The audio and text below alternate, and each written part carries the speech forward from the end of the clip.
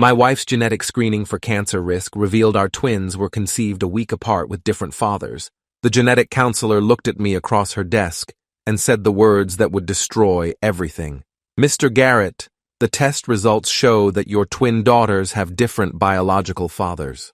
I sat there holding Vanessa's hand, the hand I'd held for 10 years of marriage, and watched my wife's face turn pale as Dr. Patricia Nguyen explained that Maya and Sophie, our 5-year-old twin daughters, shared only 50% of their DNA instead of the expected amount for fraternal twins conceived simultaneously. This is called heteropaternal superfecundation, Dr. Nguyen continued in that clinical voice doctors use when delivering devastating news. It occurs when a woman releases multiple eggs during ovulation and has intercourse with different partners within a short window, typically 5 to 7 days. Each egg is fertilized by sperm from a different man. She pulled up genetic charts on her tablet showing paternal markers that didn't match between our daughters. One of your twins shares your genetic markers, Mr. Garrett. The other does not. The evidence is conclusive. Vanessa made a choking sound beside me. I turned to look at my wife, the woman I'd trusted completely, the mother of my children, and saw genuine shock on her face that looked too real to be performance. But the science didn't lie. Somewhere during the week we'd conceived our daughters, Vanessa had been with another man. Dr. Nguyen was still talking, explaining medical implications and offering counseling resources, but I couldn't hear her over the rushing sound in my ears. I'd come to this appointment thinking we'd discuss Vanessa's cancer risk, maybe schedule preventative surgeries, plan for a future where we fought disease together. Instead, I'd learned that my family was built on a lie, that one of the little girls I'd raised from birth, changed diapers for, read bedtime stories to, wasn't actually mine. Which one? I asked, interrupting whatever Dr. Nguyen was saying. Which daughter isn't mine? Vanessa grabbed my arm. David, don't, please. They're both yours. You've raised them both. Biology doesn't matter. Dr. Nguyen looked uncomfortable. We don't typically disclose that information without careful consideration and counseling. These situations require sensitivity regarding the children's well-being. I stood up, my chair scraping loudly against the floor. I need to know which of my daughters belongs to another man. Right now. Dr. Nguyen exchanged a look with Vanessa, and that look told me everything. They both knew. Vanessa already knew which twin wasn't mine, which meant she'd known all along who the other father was, had known for 5 years and said nothing. Sophie, Vanessa whispered. Sophie isn't yours biologically. Sophie, my baby girl with the dimples and the gap between her front teeth, who called me daddy and climbed into my lap every morning asking for pancakes. Sophie, who looked exactly like Vanessa's mother in old photographs, who had Vanessa's laugh and Vanessa's stubborn streak. Sophie wasn't mine. I walked out of the office without another word, heard Vanessa calling after me, heard Dr. Nguyen saying something about waiting and discussing next steps. I made it to my car before I threw up in the parking lot, my hands braced against the hood, my body rejecting the information my brain was trying to process. Vanessa caught up to me, her hand on my back, trying to comfort me the way she'd comforted me through my father's death and my sister's cancer diagnosis. But this time, her touch felt like poison. David, please, let me explain, she said. I need to tell you what happened in Denver. I straightened up and looked at her. You were with someone else. That's what happened. You slept with another man and got pregnant with his child and let me believe she was mine for 5 years. Vanessa was crying, mascara running down her cheeks. It wasn't like that. I was assaulted, David. I didn't consent. I didn't even remember it happening until months later. The assault claim hit me like a second bomb. If she was telling the truth, if she'd been assaulted, that changed everything about how I should be feeling and reacting. But if she was lying, if this was a story she'd constructed to avoid responsibility, that was a different kind of betrayal. Tell me exactly what happened, I said, my voice flat. Vanessa leaned against my car, her whole body shaking. 6 years ago, the pharmaceutical conference in Denver. The last night there was a reception with an open bar. I had too much wine. Too much. I remember talking to colleagues, remember the room spinning, and then nothing. I woke up the next morning in a hotel room I didn't recognize, in bed with a man I'd never seen before. I was naked. I had bruises on my thighs and arms. I knew something had happened, but I couldn't remember any of it. She wrapped her arms around herself. I left before he woke up. I was so ashamed, David. I blamed myself for drinking too much, for being careless.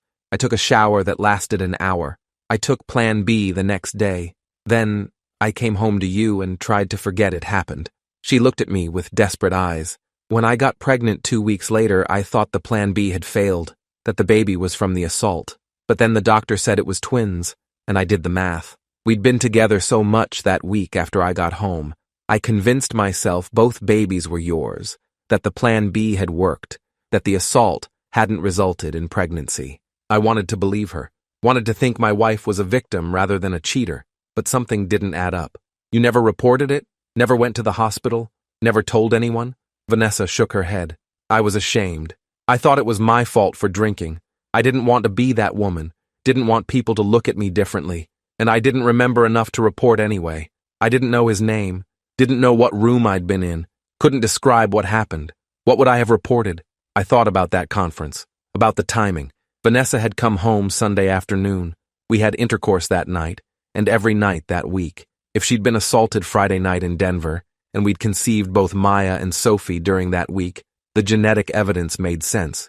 2 eggs, 2 different fathers, one from assault and one from consensual sex with me. It was biologically possible, but it was also possible she'd had an affair and was now claiming assault to avoid consequences. Who was he? I asked. The man in Denver. Did you ever find out his name? Vanessa nodded slowly. After I found out I was pregnant with twins, I couldn't stop thinking about that night. I went back through the conference materials, looked at attendee lists, tried to remember any details. I thought I'd seen him at the reception, thought maybe I'd talked to him earlier in the conference. I found photos from the event on the conference website. I recognized him in one of the pictures. She pulled out her phone with trembling hands and showed me a photo. It was a group shot from the conference, pharmaceutical reps and doctors clustered together holding wine glasses, everyone smiling. Vanessa pointed to a man in the back, tall with dark hair and a corporate smile. That's him, I'm almost certain. His name was Richard Kelso. He was a regional director for one of the competing pharmaceutical companies. I looked at the man in the photo, the man who'd fathered Sophie, the man who'd either raped my wife or had an affair with her depending on whose version was true. He looked ordinary, professional, like any of 1,000 business executives. Did you ever contact him? Tell him about Sophie? Vanessa shook her head. No, I convinced myself both girls were yours. I didn't want to know otherwise. I didn't want to open that door. I looked at my wife standing there crying in a medical building parking lot and realized I didn't know if she was telling the truth. I didn't know if Sophie was the product of assault or affair. I didn't know if I was married to a victim or a liar. I need time, I said. I need to process this. Vanessa reached for me. David, please. We can work through this. The girls need us both. Sophie is your daughter in every way that matters. You've been her father since birth. Nothing changes that. Everything changed that. The genetic test had revealed a truth that rewrote our entire family history. I got in my car and drove, not home but to my brother's house across town. Julian was 2 years younger than me, worked as a defense attorney, and had the kind of cynical perspective I needed right now. I showed up at his door unannounced and told him everything while sitting at his kitchen table. He listened without interrupting, his lawyer face on, and when I finished, he asked the question I'd been avoiding. Do you believe her? About the assault? I put my head in my hands. I don't know. Part of me wants to believe her because the alternative is that she cheated and lied for 5 years. But part of me wonders if she's lying now to avoid consequences. How do I know? Julian tapped his fingers on the table. You investigate. You find Richard Kelso and you ask him what happened that night. You look at evidence. You talk to people who were there. You gather facts. He leaned forward. David, if she was assaulted, she's a victim, and she needs your support. But if she had an affair and is now claiming assault to cover it up, that's a different situation entirely. You need to know the truth before you make any decisions about your marriage or how you feel about Sophie. I spent the next 3 days investigating while Vanessa stayed at her sister's house with the girls. I told Maya and Sophie that Mommy and Daddy needed some time to work on grown-up things, and they accepted it with the resilience of children who believed their parents would fix everything. I contacted Richard Kelso through his company LinkedIn page, sent him a message asking to speak about the Denver conference 6 years ago. He responded within hours, his message friendly and curious. We arranged a video call for that evening. When his face appeared on my laptop screen, I recognized him from the conference photo. Older now, but clearly the same man. "Mr. Garrett, what can I do for you?" he asked, professional and polite. I decided on directness. 6 years ago, you attended a pharmaceutical conference in Denver. So did my wife, Vanessa Garrett. Do you remember her? Richard's expression changed slightly, confusion giving way to recognition. Vanessa? Yes, I remember her. We talked at the reception the last night. Why are you asking? I felt my stomach clench. What happened between you two that night? Richard looked genuinely puzzled. We talked for maybe 20 minutes about industry trends. She seemed nice, then she said she wasn't feeling well and left. That was it. I didn't see her again. Why? His confusion seemed authentic, but I needed to be certain. I showed him a photo of Vanessa on my phone, holding it up to the camera. This is my wife. You're sure this is the woman you talked to? Richard leaned closer to his screen. Yes, that's her. We talked at the bar. She had a few drinks, seemed fine at first, then said she felt dizzy and needed to go to her room. I offered to walk her, but she said she was okay. That was the last I saw of her. His concern looked genuine. Is she all right? Did something happen? I explained about the genetic test, about Sophie, about Vanessa's claim that she'd woken up in a hotel room with a man she didn't know. Richard's face went pale. Mr. Garrett, I did not have sex with your wife. I spoke with her briefly and that was all. If she woke up in someone's hotel room, it wasn't mine. I was sharing a room with a colleague from my company. He can verify I came back to our room around 11 that night and slept there. He looked disturbed. If something happened to her after she left the reception, I'm sorry. But it wasn't me. I believed him. His confusion and concern seemed authentic, and the timeline he described matched Vanessa's memory of talking to someone before everything went blank. Do you remember seeing anyone else paying attention to her that night? Anyone who might have followed her when she left? Richard thought for a moment. There was another guy at the bar, sitting a few seats down from us. He kept looking at Vanessa while we talked. When she said she wasn't feeling well and left, I noticed he left maybe a minute after her, heading the same direction. I didn't think anything of it at the time, just assumed he was leaving too. But now, he trailed off, the implication clear. I asked him to describe the man, and Richard gave me details. Medium height, sandy brown hair, maybe 40 years old, wearing a conference badge, but Richard hadn't caught the name. I might be able to find conference photos with him in them, Richard offered. The hosting organization posted hundreds of pictures. If you give me your email, I can send you any I find. I thanked him and ended the call, feeling worse than before. If Richard wasn't Sophie's father, then some other man at that conference was. Some man who'd potentially drugged and raped my wife, which meant Vanessa had been telling the truth about the assault, which meant I'd spent 3 days investigating her like she was a suspect instead of supporting her as a victim. I called Vanessa immediately. She answered on the first ring, her voice small and scared. David? I apologized, told her I believed her, that I'd spoken to Richard Kelso and he'd confirmed her account of that night, that another man had followed her when she left the reception. Told her I should have believed her from the start instead of treating her like a criminal. She cried with relief, and I cried with guilt for doubting her. The next week was spent trying to figure out what to do with this information. Vanessa wanted to report the assault to Denver police, even though it had happened 6 years ago, even though she barely remembered details. I supported her through the process of filing a report, talking to detectives, going through the trauma of recounting what little she remembered. The detective assigned to her case, a woman named Linda Foster, was sympathetic but realistic. Mrs. Garrett, I understand you want justice, but 6 years is a long time. The hotel records from that conference are gone. Security footage would have been deleted long ago. Without physical evidence or witnesses who saw something specific, there's not much we can investigate. She looked at the conference photo Richard had sent showing the man who'd left after Vanessa. This man could have been going to his own room. We have no evidence he did anything wrong. Vanessa asked about DNA testing, about using Sophie's genetics to identify her biological father from conference attendees. Detective Foster explained that would require getting DNA samples from potentially hundreds of men who attended that conference, and without probable cause, they couldn't compel anyone to submit DNA. I'm sorry, the detective said. I believe something happened to you, but proving it now, prosecuting it, finding the person responsible, it's not realistically possible without more evidence. Vanessa broke down after that call. She'd been holding on to hope that reporting the assault would lead somewhere, that the man who'd done this would face consequences. Instead, she got confirmation that he'd gotten away with it, that he'd raped her and fathered a child, and would never be held accountable. I held her while she cried and felt my own rage building. Some man had assaulted my wife, had gotten her pregnant, and was walking around free while we dealt with the aftermath. The question of what to do about Sophie loomed over everything. Legally, I was her father. My name was on her birth certificate. I'd raised her from birth. Biologically, she was the child of my wife and her rapist. Did that change how I felt about her? Could I look at Sophie now without seeing the assault? Without thinking about the man who'd done this? I went to see a therapist specializing in trauma and family dynamics.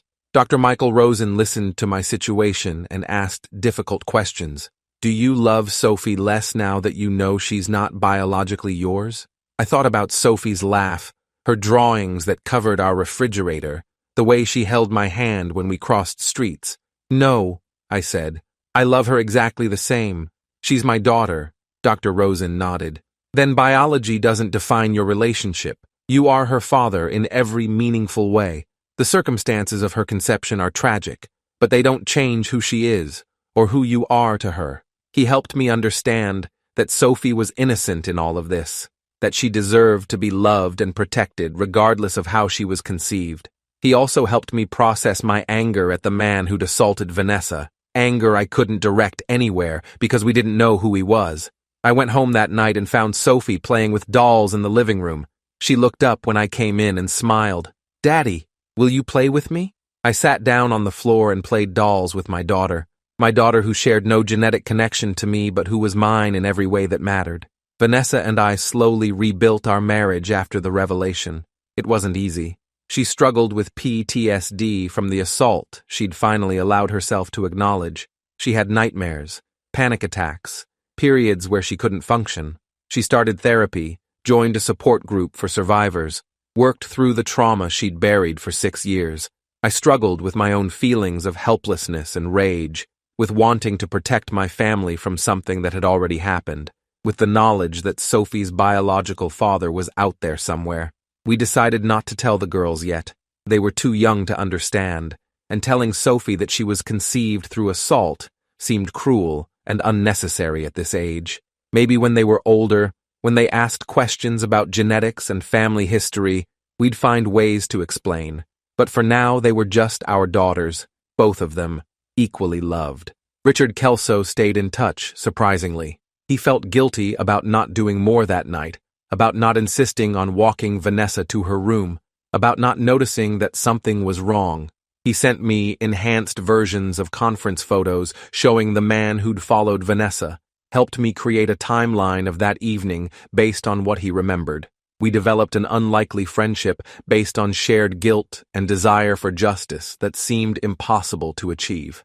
18 months after the genetic test revealed the truth, Richard called me with news. "David, I think I found him, the man from the conference." My heart started racing. "How?" Richard explained that he'd been attending another industry conference and had seen someone he recognized. I wasn't sure at first, but then I heard him talking and something clicked. I checked the attendee list and found his name, Thomas Wyatt. He works for a medical device company, has been in the industry for 20 years. I started digging into his background, and David, there are rumors, other women from other conferences reporting similar experiences. Nothing official, nothing prosecuted, but whispers that he has a pattern of behavior. Richard sent me everything he'd compiled, photos of Thomas Wyatt from various conferences over the years, LinkedIn profile showing his career trajectory, and most damning, a private Facebook group where women in the pharmaceutical industry shared warnings about men to avoid at conferences. Thomas Wyatt's name appeared multiple times, always with similar stories: buying women drinks, being overly attentive, women not remembering the end of the evening, waking up confused and violated. I showed everything to Vanessa. She looked at Thomas Wyatt's photo for a long time, studying his face, and I saw recognition flash in her eyes, followed immediately by fear. "That's him," she said, her voice barely a whisper. I remember seeing him at the bar. He bought me a drink when Richard went to the restroom. He was so friendly, so professional. I remember feeling strange after finishing that drink, not just drunk but wrong, like my body wasn't responding correctly. Her hands started shaking. He must have put something in it. I remember feeling dizzy, remember telling Richard I needed to leave, and then there's nothing, just blank space until I woke up in that room. She looked at me with tears in her eyes. After all this time, I finally know his name. We took everything to Detective Foster in Denver. She reviewed the materials Richard had compiled and made calls to women mentioned in that Facebook group. 3 women agreed to give formal statements about their experiences with Thomas Wyatt at various conferences over the past decade. Experiences that matched Vanessa's. Drinks that made them feel wrong, memory loss, waking up disoriented with physical evidence of assault. None had reported at the time because of shame, because of lack of evidence, because they thought no one would believe them.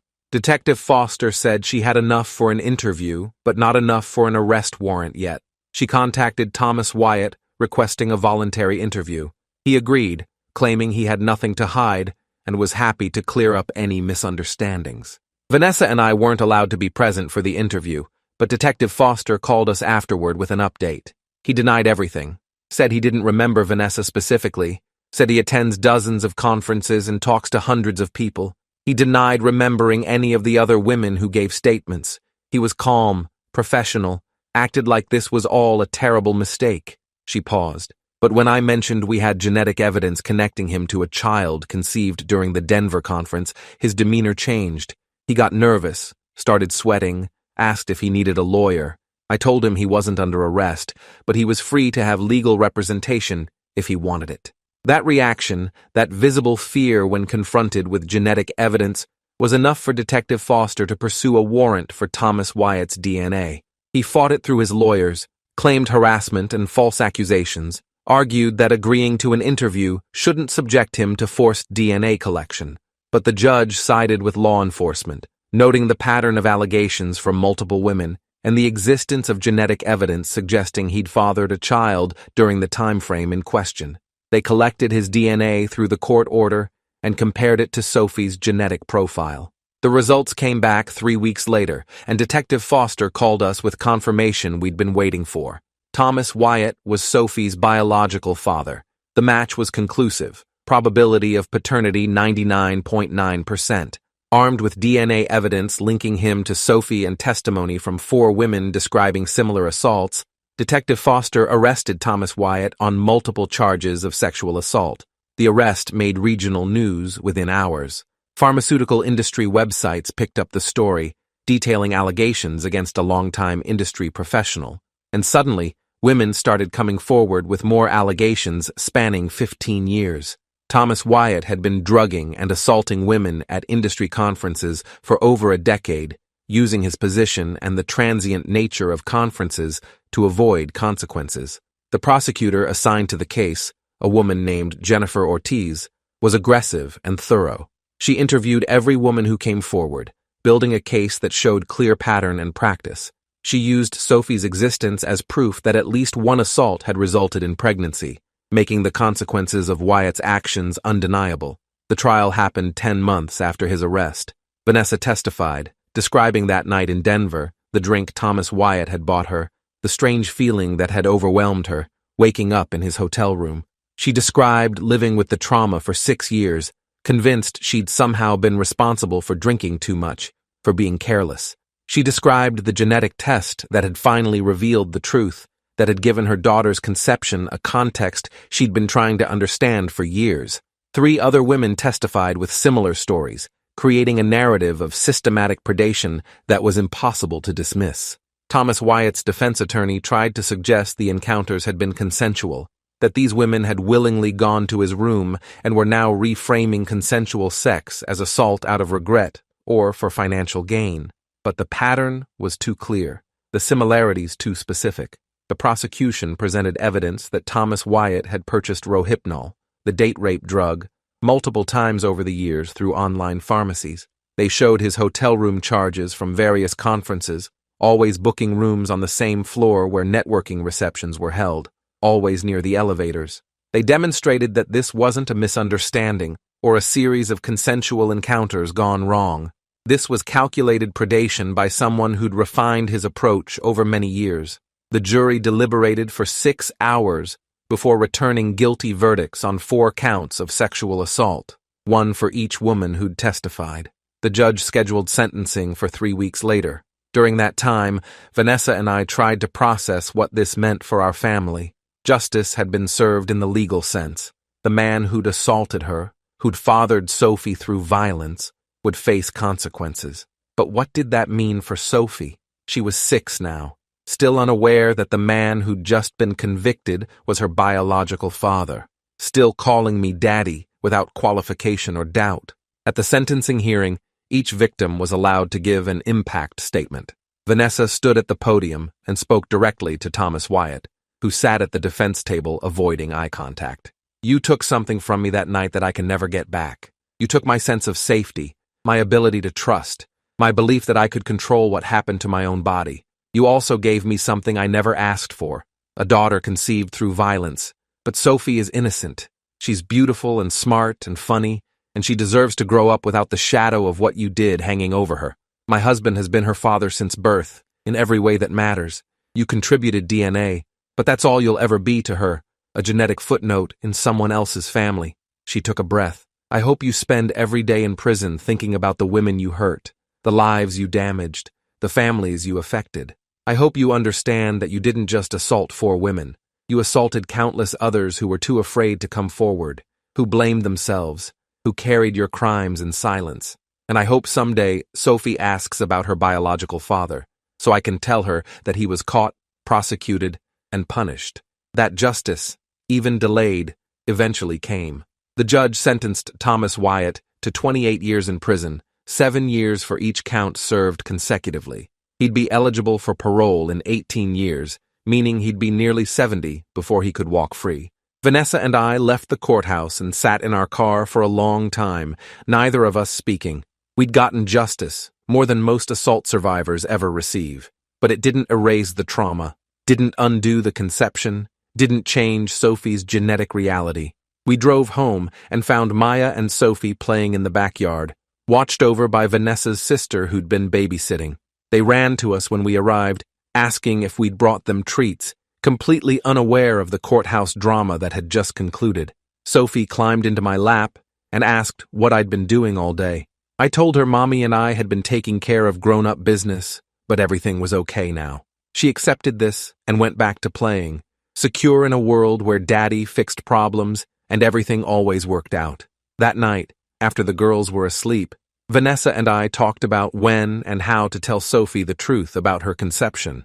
Dr. Rosen, our therapist, had suggested waiting until she was old enough to understand complex concepts like assault, genetics, and chosen family. Maybe when she was a teenager, maybe when she took a biology class and learned about DNA. We had time to figure it out, time to find the right words, time to help her understand that she was loved, regardless of how she came into the world. For now, she was just Sophie, our daughter, loved completely by both of us. The genetic test that was meant to screen for cancer had instead revealed an assault, exposed a predator, and forced us to confront truths we'd been avoiding. But it had also strengthened our family, proven that love was stronger than biology, that fatherhood was defined by presence, not genetics. 3 years after that genetic counselor had dropped a bomb into our lives, Vanessa and I stood in our backyard watching Maya and Sophie play on their new swing set. They were 8 now, growing fast, asking questions about science and genetics they'd started learning in school. Soon they'd want to know about family trees and inherited traits, and we'd have to find ways to explain that sometimes families are more complicated than simple genetic diagrams. But today, they were just our daughters, both of them, equally loved. Sophie ran up asking me to push her on the swing, and I lifted her easily, my daughter who shared no DNA with me, but who was mine in every way that mattered. Vanessa watched us and smiled, and I saw in her face the same gratitude I felt. We'd survived something that destroyed most families. We'd turned our private nightmare into something that helped other women, that put a predator in prison, that maybe prevented future assaults. And we'd learned that family wasn't defined by genetics or biology, but by choice and love and showing up every single day regardless of what complicated truths DNA might reveal. That was enough. That would always be enough. If you enjoyed this, you'll definitely want to see the next ones too. So subscribe now and let me know your take in the comments.